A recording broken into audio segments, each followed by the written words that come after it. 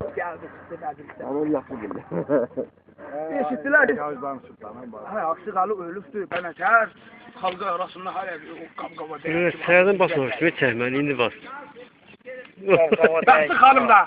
Qavqava deyil kimi. Siyah sərdən Yürək olar. Aşıqalı kaz yaşında gəlmiş. Niyə? Aşıqalıla götürdü günahkaram yar yanında. Belə baxdı gördüm. Mənə soruşmuş. Hərdən dalından bahar bulduğu kimi. Gözündən elə tökülür hə, bu bizim bura gəlimiz için. Gözündən baxır. Günahkaram yar yanında doğru sözüm yalan oldu. Yeriş etdi qəmleşləri körlüm şəhri talan oldu. Bax bu qaşa, bax bu gözə. Yandı bağrım döndü közə. Keçən sözü çəkmə üzə. Keçən keçdi. Ola da oldu.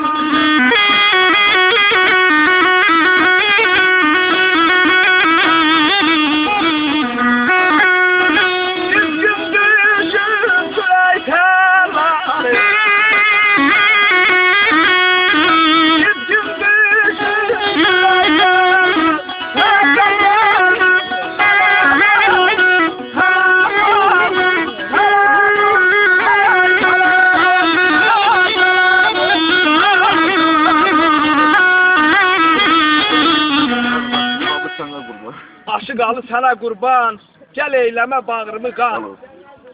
Əldən üstü Şəhli. Aşıqalıya rəhmət, Zərəcan sağır. Buyurun.